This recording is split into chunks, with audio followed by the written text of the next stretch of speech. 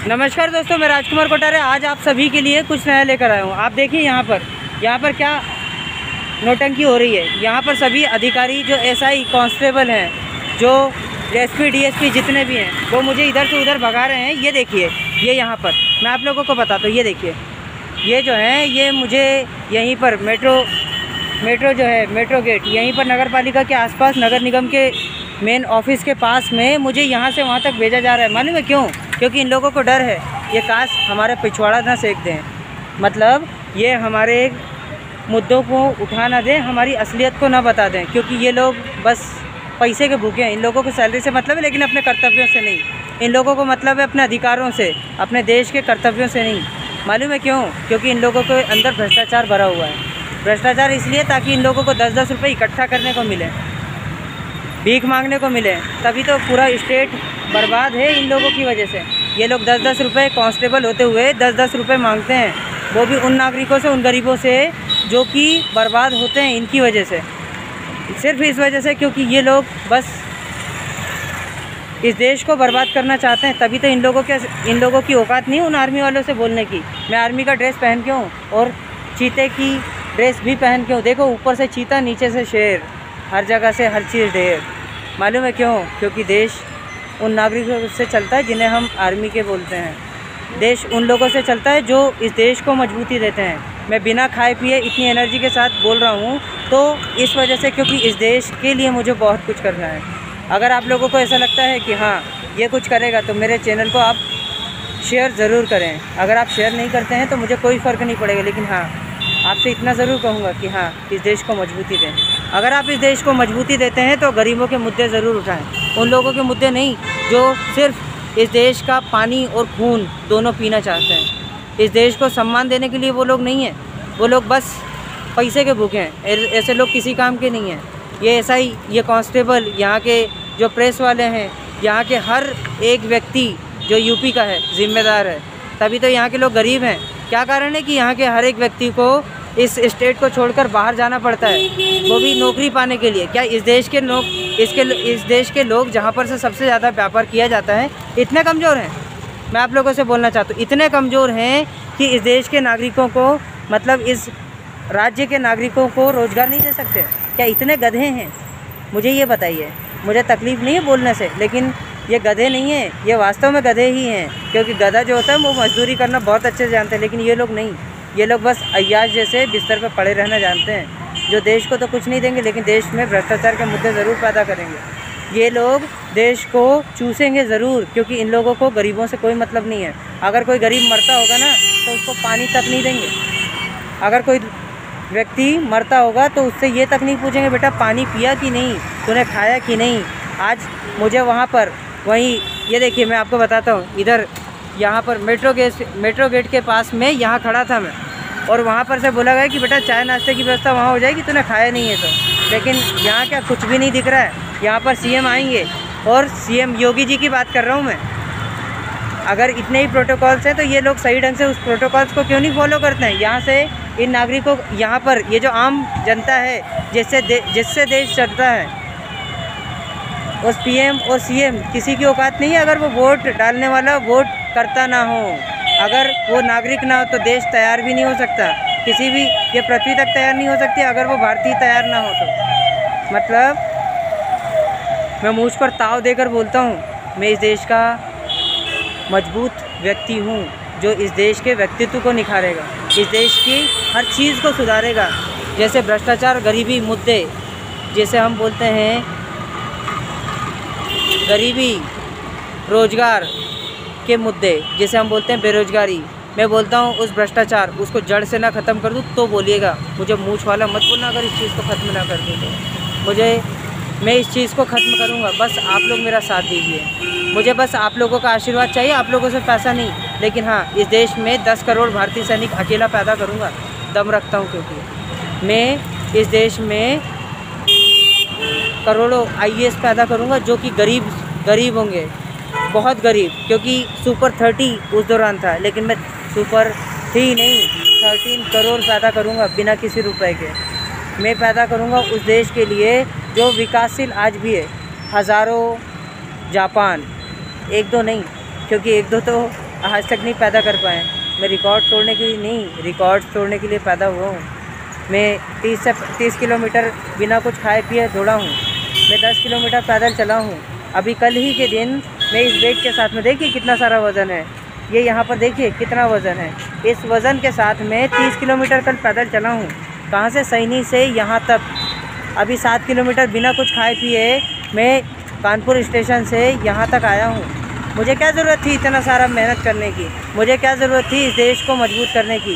दोस्तों, सबसे पहले तो मेरे साथ एनसीसी का ठप्पा लग चुका है। मैं सी सर्टिफिकेट पास आउट हूँ। मैं इस देश को मजबूती देने के लिए बहुत कुछ करूँगा। बस आप लोगों का सहयोग चाहिए। मैं ये नहीं बोल रहा हूँ कि मुझे एक नॉर्मल नागरिक बने रहना, क्योंकि मुझे पता है मैं कुछ करूँ चाहे ना करूँ, मैं इस देश को मजबूती ज़रूर दूँगा। मैं चाहे आज ही मर जाऊँ, मुझे तकलीफ़ नहीं है, लेकिन मैं इस देश को मजबूती ज़रूर दूँगा। क्योंकि जब तक मैं मजबूती नहीं दूँगा तब तक ये देश तैयार नहीं होगा।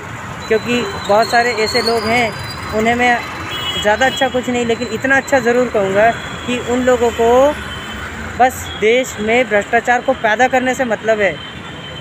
उस देश में उन लोगों को पैदा करने से मतलब है जो इस देश का काला धन विदेशों में पहुंचाते हैं।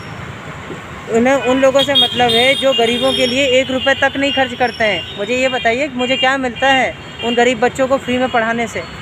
लेकिन मुझे सुकून ज़रूर मिलता है यार, क्योंकि जो दुआएं वो देते हैं ना, वो दुनिया का कोई कुछ नहीं दे सकता है। मैं विकलांगों की क्यों मदद करता हूँ? मैं गरीबों की क्यों मदद करता हूँ?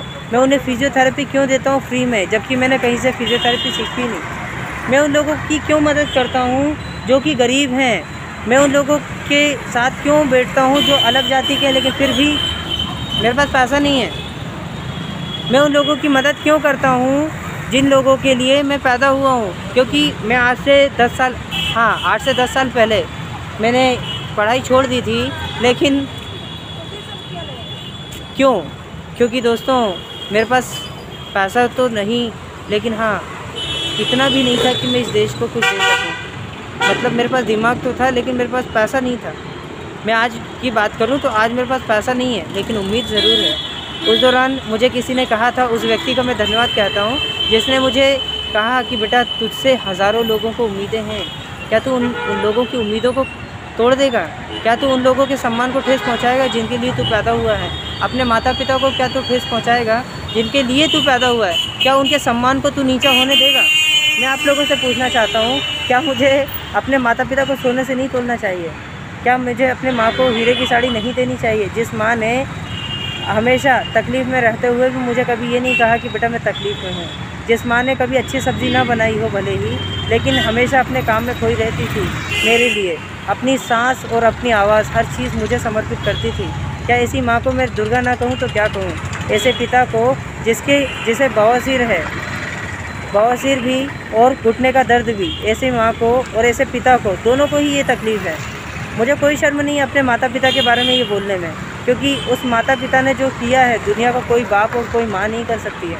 अपनी आत्मा सौंपी, अपना पल पल रात दिन एक एक करके मुझे तैयार किया है, तो क्यों ना ऐसा बेटा इस देश को तैयार करे? क्यों ना ऐसा बेटा इस देश के सम्मान को आगे बढ़ाए जिसके लिए वो पैदा हुआ है। अगर आपको वीडियो अच्छा लगता है तो चैनल को लाइक करें, सब्सक्राइब करें, शेयर करें और कमेंट में जय हिंद ज़रूर लिखें। आप सब्सक्राइब नहीं भी करेंगे तो मुझे फ़र्क नहीं पड़ना, लेकिन हाँ इस देश का सम्मान ज़रूर बढ़ेगा, क्योंकि मुझे फैलना है इस देश के लिए और मुझे मजबूती देनी है इस देश को मजबूत करने के लिए। मैं अभी 7 दिन पहले ही मैं ट्रेन से टकराया था, वो भी चलती हुई। यहाँ पर देखिए, यहाँ पर मेरा जो हाथ है, मेरा हाथ अभी भी देखिए सूजा हुआ है, मतलब सूजा हुआ नहीं है, मेरी दाएं बाह में यहाँ पर देखिए ये लगी हुई है, ये ताज़ा ताज़ा है। दोस्तों मेरी दाईं भुजा में क्यों ऐसा हुआ, जबकि ट्रेन से मुझे लगी है? लोगों को अंदर की ओर खींच लेती है, मुझे बाहर फेंक दिया। क्यों यार? क्योंकि मुझे पता है मैं युगों को बदलूँगा। मुझे पता है मैं इस देश को क्या देकर जाऊँगा। मैं इस देश के सम्मान को बढ़ाकर जाऊँगा, इस देश को वो सब कुछ देकर जाऊँगा जिसके लिए मैं पैदा हुआ हूँ। मैं मुझ पर ताव देकर बोलता हूँ, मैं सिंघम नहीं हूँ, लेकिन हाँ इस देश का कमांडो ज़रूर हूँ, जिसे आरजे कमांडो कहा जाता है। उस अक्षय अहिरवार जो कि राजगढ़ का है, उस दोस्त को मैं सलाम करता हूँ जिसने मुझे नाम दिया था आरजे कमांडो। मुझे कमांडो कहा था उसने। अभी उसने कल ही के दिन मुझे 200 रुपये दिए, भले ही उसके पास पैसा था कि नहीं था मुझे नहीं पता, लेकिन हाँ उसने मेरा सम्मान किया। सबको मैंने कॉल किया, लेकिन मेरे पास 2 रुपये थे सिर्फ, मुझे मांगना ही पड़ता। मैं मदद करने में नहीं घबराता हूँ, तो मैं मदद मांगने में क्यों घबराऊँ यार। मैं बस आप लोगों से उम्मीद करता हूँ कि आप लोग अपने कर्तव्यों का निर्वहन ज़रूर करेंगे। मैं आप लोगों से कहूँगा कि आप लोग मुझे ज़रूर सम्मान दें, क्योंकि मैं चाहूँगा इस देश को मजबूत करना। अगर आप लोग वास्तव में मजबूत होना चाहते हैं तो अपने इस देश के नागरिक को ज़रूर सम्मान दें और कमेंट में जय हिंद ज़रूर लिखें। दोस्तों, मेरा बोलने का जो है अपना कर्तव्य निभा रहा हूँ मैं, बस क्योंकि हम लोग कर्तव्यों को कम और अधिकार को ज़्यादा याद रखते हैं। मैं आप लोगों से बोलना चाहता हूँ कि हम लोग इस देश को मजबूती दें, क्योंकि खूबसूरती तो बहुत है चेहरे पर, लेकिन क्या फ़ायदा अगर इस देश के लिए सम्मान ना हो। दोस्तों, मेरा चेहरा सांवला ज़रूर है, लेकिन मुझे पता है कि मेरे अंदर वो सांवलापन कैसे है। मैं इस देश के सम्मान को मजबूत करूंगा, क्योंकि मैं चाहता हूं इस देश को मजबूत करना। वो तभी हो पाएगा जब मैं इस देश का प्रतिनिधित्व करूं। आप समझ चुके होंगे मैं जो करूंगा। मैं इस देश का सीएम नहीं, लेकिन पीएम ज़रूर बनूंगा। आज नहीं तो कल, लेकिन शुरुआत हो चुकी है और देश होगा इस जीवन में हर पल। मैं सम्मान दूंगा उस देश को जिसके लिए पैदा हुआ हूँ। मैं नाज से कहता हूँ, मैं उस मज़दूर का बेटा हूँ जिसे सुरेश कुमार कहा जाता है। मेरे पिताजी खुद महाकाल हैं। मैं ऐसा नाज से कहता हूँ, क्योंकि उस पिता ने मेरे लिए बहुत कुछ किया है। दोस्तों, क्या आपके पिता ने भी ऐसा किया है? अगर उस पिता ने आपके लिए ऐसा किया है तो आप लोग ऐसे क्यों नहीं है यार। मैं इस देश के लिए और अपने पिता के सम्मान के लिए जी रहा हूँ। मैं तो अपने लिए तो पैदा भी नहीं हुआ हूँ। मैं उन गरीबों के लिए जी रहा हूँ जिनके लिए मैं पैदा हुआ हूँ। मैं इस देश को और इस देश के सम्मान को ज़रूर बढ़ाऊँगा। मिलते हैं एक नए ब्रेक के बाद। जय हिंद, जय भारत। अगर आपको चैनल अच्छा लगता है तो चैनल को लाइक करें, सब्सक्राइब करें और चैनल को कमेंट में जय हिंद के साथ लिखना ना भूलें। जय हिंद, जय भारत।